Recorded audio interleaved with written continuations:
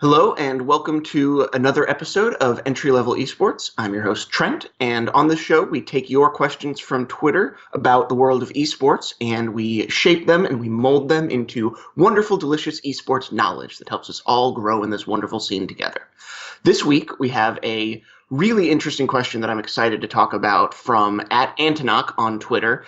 He asked a number of things, but the crux of his question was, what makes a good coach in the pro scene versus the amateur scene? And I really wanted to dive into this for a number of reasons for myself personally, because I have coached a number of amateur teams within Heroes of the Storm.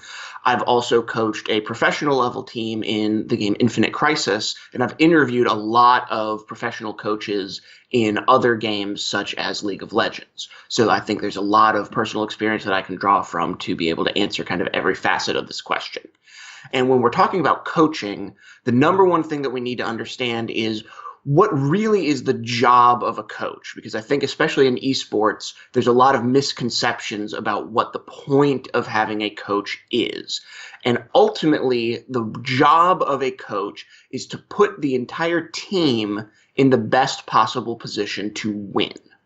This is why coaches come up in esports more frequently after ownership rules like we've had change in the HGC start to change. Because the coach is really more a representative for the organization that's working to mold the team into the best version of the team with the players on that team that they possibly can. And so when you're looking for a coach, if you're an organization or if you're an amateur team that's considering picking up a coach and you're trying to figure out, what is it that we're looking for in a coach, there are really three primary roles that a coach can play within a team. The three roles that we're going to look at today are the role of the analyst, the role of the mediator, and the role of the mentor. And these are really the three big components to being a successful coach. When we're talking about an analyst, what we're talking about is someone who has a deep knowledge of how to play the game. This is a coach that's going to be focused on improving your play, improving your hero pool, optimizing talent builds, focusing on rotations and draft strategy. This is a coach that's incredibly valuable at doing replay analysis, sitting down with the team and saying, okay, here you made this decision, but a more optimal decision would have been this other decision, or you chose to build this talent when in this situation it would have been more optimal to pick this talent or this heroic, pointing out small mistakes, small optimizations, as well as scouting opponents and planning draft strategies around that opponent, noticing tendencies in the opponent, figuring out, okay, this player consistently is out of position, so we're going to exploit them. If you listen to a lot of things of pro players talking in the early days of Heroes of the Storm, a lot of their strategies revolved around finding the weakest point on an enemy team in terms of positioning and continually exploiting that player. This is one of the reasons that Kenma was so consistently scrutinized and held accountable for a lot of Team Naventics problems, was because teams eventually figured out that he was a very, very aggressive support and would consistently put himself forward where most supports would play a little bit more back, and teams that recognized this would be able to exploit that and consistently catch Kenma out of position and kill him before the fight started. So an analyst coach is going to watch a lot of footage of opponent teams and spot those tendencies where, okay, this player likes to play up, likes to aggress, so if we show them this scenario, they're going to engage into us, and if we know that, we can exploit that. So that's the role of an analyst.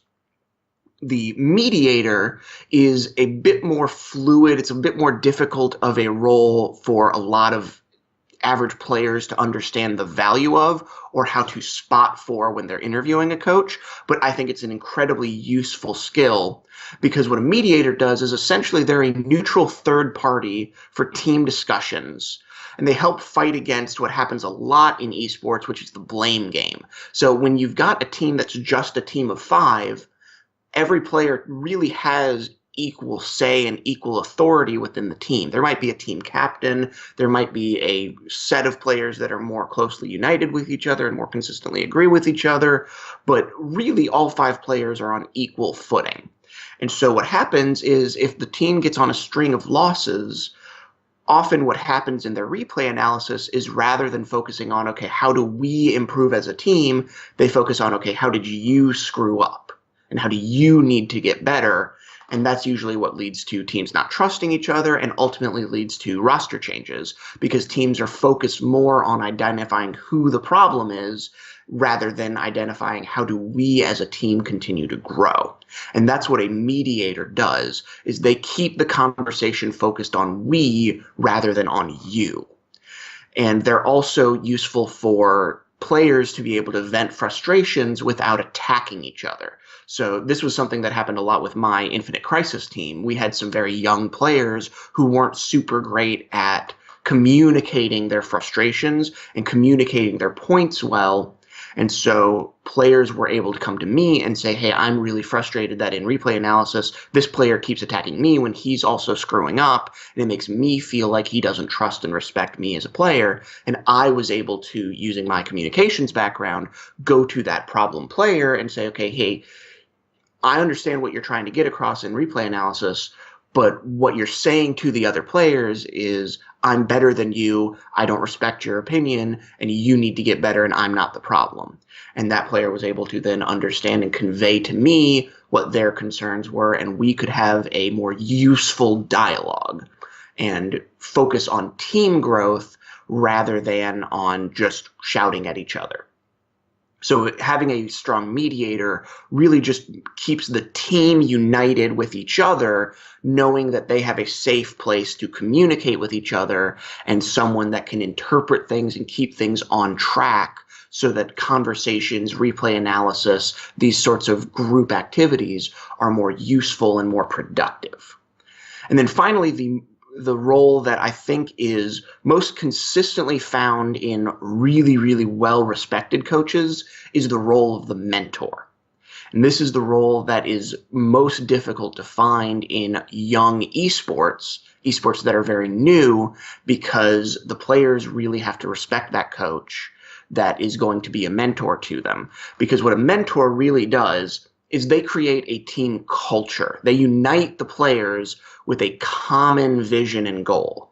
They make it so that it's not just about winning, it's about what winning means. It's about what the identity of this team is and why focusing on playing well, focusing on practice, focusing on doing things the way our team does them is going to lead to more consistent success, because that's our team's identity.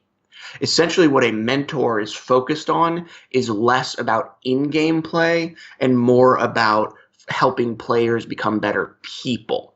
Because a lot of times, especially in the pro scene, the pros already know how to play really well. They've played thousands of hours of Hero League, they've played thousands of hours of scrims, they've been to LANs, they've played against Koreans. They know where they are weak and where they are strong. They know how to identify things. But a lot of times what they don't know is how to focus on practice, is how to use practice efficiently, is how to communicate with their fellow players, is how to set goals and achieve goals. These are the things that a mentor will focus on, is making the players the best people that they can be and free the players up to focus on their play. And like I said, this is the most common skill that unites every world-renowned coach. You look at traditional sports, you look at Phil Jackson, Tony Dungy, Bill Belichick. These coaches consistently across multiple teams and across multiple years have the same core philosophy for coaching. So they build a team culture that is consistent regardless of who the players are. And this allows them to have a better leadership strategy and a better authority within the team, because the team is playing for them. And you saw this a lot with one coach in particular in League of Legends named Prolly. Prolly was a pretty middle-of-the-road pro player in seasons 1 through 3 of League of Legends. But when he became a coach, his teams went from pretty average to world championship contenders very, very quickly. And the most common uniting factor when you interviewed those players was that they just loved Prolly and they wanted to win for him because they enjoyed being a part of his teams. He got them united and focused on the vision of what success meant and on playing for each other and playing for him. And this allowed the players to play at a higher level because they were more driven to be successful. So these are the three main facets that make up an elite level coach. The best coach in the world is going to be a top-notch analyst, an excellent mediator between the players, and a mentor that makes the players want to work harder and want to win for them. So if you are a pro team or an amateur team, there's a couple of different things that you're going to look for in a coach. So for an amateur team, really, and when we're talking about amateur, we're talking about teams that aren't contenders in the open division to become HGC teams. We're talking about like fourth best open division team and down to chair league to your buddies playing in team league together. These groups of players are really going to want to focus on getting a great analyst because you're not that good at the game. Just if you're not a team or a player that's already contending for an open division slot that's going to go to the Crucible, there's a lot of issues in your play that still need to be worked out. You're not at the optimal level for your talent, or you're not talented enough to get to that place. So if you look at your team and you guys aren't all grandmaster or high-level master, there's a lot of your own individual play that needs to be improved before the other aspects of a coach are really going to be useful. So you want to focus on bringing in an analyst, someone who knows the game better than you, that can sit with you in replays and say, okay, here's where you guys made the wrong decision. Here's how you need to practice better. Here's what heroes you need to focus on. Here's how you need to better understand the meta in drafting. These are the things that you need to focus on if you're an amateur team and you're looking to bring in a coach to improve, because the biggest area you need to improve is in your individual play and your team decision making. Now, I will tell you, this is a role that I've played a lot, is coaching amateur teams, coaching teams that were made up of platinum and diamond level players, coaching teams that just wanted to do a little bit better in chair league. These teams are where I've spent a lot of my time at coaching within Heroes of the Storm. And what I will go ahead and let you know, if you're watching this and you have an amateur team that you're considering bringing a coach for, most often bringing in a coach is going to lead to roster changes. Because what the coach is going to do is the coach is going to expose limitations. Because not everybody is talented enough to get to that next level. And most likely, just from the number of teams that I've seen in that level of play, there's someone on your team that is capped out talent-wise. They can't get to that next level. They've peaked. And what a coach is going to do is they're going to watch 30 replays with you and consistently help you uncover that one player is most consistently the problem within your team because they are just weak. They don't have a hero pool that is optimized for the meta. They don't have proper positioning and aren't going to get better at it. Their mechanics are not up to snuff. Whatever it is, that player is not as good as the rest of your team. And so the way that your team is going to improve is going to be to get rid of that player and replace them with a stronger player. So you need to, before you bring on a coach, if you're an amateur team, you need to recognize what your goal as a team is. If you're a group of friends in chair league that just want to play together and you want to learn how to better optimize your play as a team, you need to talk with your coach about that going in so that that coach knows that roster changes aren't an option for improving your play, and they can focus on other things like building your strategies around your weakest player, helping cover up your weakest player's weakest points, and focusing on highlighting your strengths, that sort of thing. Because if you don't have that understanding going in, most likely an amateur team that brings in a coach is going to make at least 1 to 2 roster changes within the next couple of months. So just understand that going in. Focus on an analyst, focus on improving your individual play, and recognize that basically none of you is good enough to be a pro-level player if you're in the amateur scene. And so you need to focus on your individual play, your rotations, and your knowledge of how to play the game at an optimal level. On the pro side, the focus really needs to be much more on the other 2 roles. Because like we said earlier, top-level players know how to play the game. Fan doesn't really need a coach working with him every single day to improve his mechanics or his rotations. He kind of knows how to do most of those things.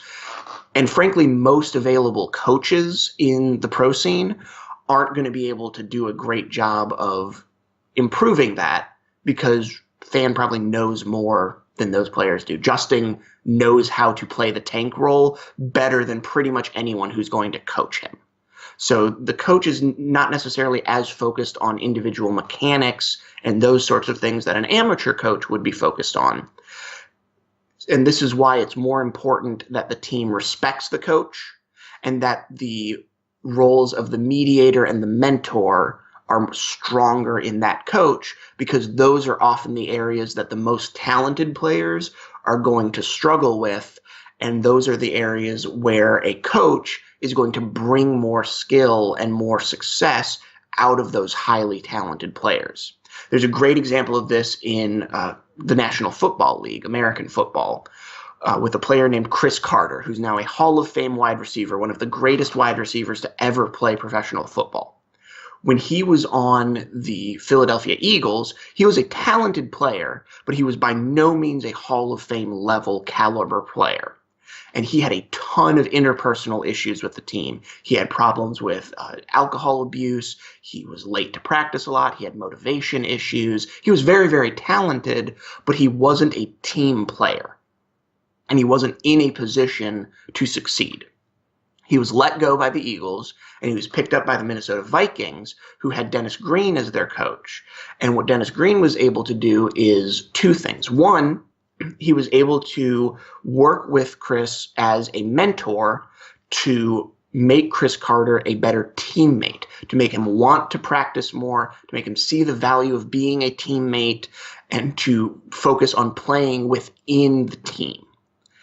On top of that, he was able to build a system and a culture for that team that put Chris Carter in a position to catch a ton of touchdown passes and become a widely regarded best of all time level player. And that's what a mentor mediator style coach can do for highly talented players, is they can bring out that talent and make them play within the team. Because that's the big difference with team sports versus individual sports. In individual sports, most of your coaches are really focused on your practice regimen, your nutrition, and optimizing your play. But in team sports, the best coaches are the coaches that build a culture and that have a vision that unites the players and brings the best out of highly talented players. This is why you consistently see in traditional sports, and even in MOBA sports that we watch all the time, like League of Legends and Here's the Storm, why you'll see a player that struggled a lot on one team suddenly become an incredible player on another team. This happened with Marshawn Lynch in traditional football, where he was on the Buffalo Bills and he was okay, but then when he got to the Seattle Seahawks, he suddenly out of nowhere became one of the best running backs in the league.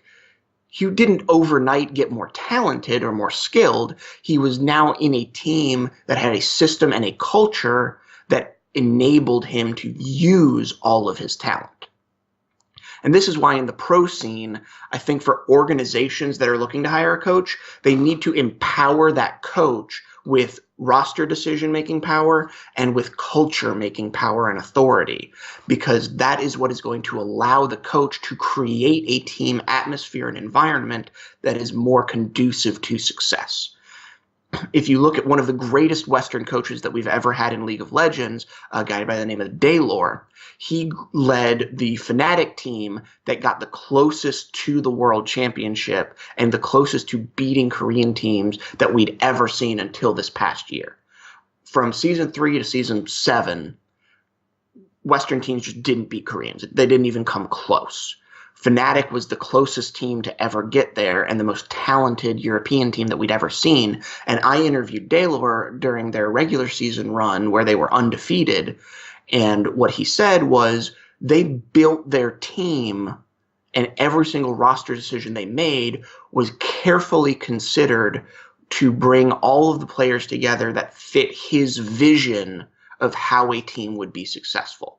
And this is, I think, what is going to get Heroes of the Storm to that next level, especially with Western teams, is when coaches are empowered to the place and respected to the place where they have control over a roster to say, okay, here's my core of the roster, here's where they're strong and here's where they're weak. And rather than focusing on bringing your friends over to play with you or focusing on bringing players that you like to play with you and making all of these weird role swaps and things, I'm going to craft a team that is united under the same vision and that works under the same team identity and conditions for success. And that's what pro teams really need to look for more in a coach than necessarily an analyst. You can hire an analyst and focus on them analyzing play, but what a coach is going to do is a coach is going to build a culture and a vision that encourages the players to play at their best level. So this is why the last point I want to make, and I want to make very, very clear when you're considering coaches, when you're evaluating the success of coaches in Heroes of the Storm, when you're wondering why teams don't have coaches, coaches don't make players more talented. A coach can only be as successful as the best out of the players that he has. What they do is great coaches get players to use all of their talent. So if you think of a player like Zuna, Zuna is consistently seen as one of the most mechanically gifted players in all of Heroes of the Storm. You ask any pro, you ask any respected analyst, and they're going to consistently tell you that Zuna has more mechanical skill than almost anyone else in North America. You watch the games and you talk to the average fan, and they all think that Zuna is horrible, that he just feeds all the time, and that he's a toxic teammate, and that he should have been removed from the league years ago. What is happening there is the players are recognizing Zuna's talent, but what's being shown in games most recently is Zuna is not in a place where a coach has been able to bring out all of his existing talent. He's been stuck on tank, which is not his optimal role. He's been in a toxic team environment where the team isn't even paying him. The decisions that the team has made with roster are not optimal to put him in the best position to be successful. These sorts of things have led to where Bob Ross Fan Club was an incredible team. Niantic had to fight in the Crucible twice. Zuna, it was the same player and the same level of talent in both situations, but the team environment and the team culture were not conducive to him being successful. Now that he's on Simplicity, that has a coach, that has a better, more carefully crafted team dynamic, I personally am much more hopeful that Zuna is going to be much more successful in that environment because he's going to have a coach that's going to be able to bring out all of his talent and put him in position to succeed. And that's really what a coach does. At the end of the day, the coach takes the players on the team and puts them in the best position to succeed by creating a team environment, by creating a team culture, by uniting the team around goals that make them want to practice harder, work for each other, and focus on each other rather than on blaming each other. And they analyze the game to spot for problems from a perspective of how does this team get to the next level.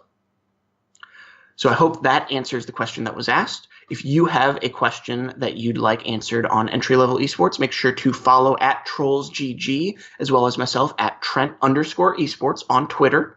And next week when we put out the tweet that asks for questions, leave yours as a comment below, and we will answer it on an upcoming episode. Until then, this has been Entry Level Esports, and I have been Trent, and we will see you next week.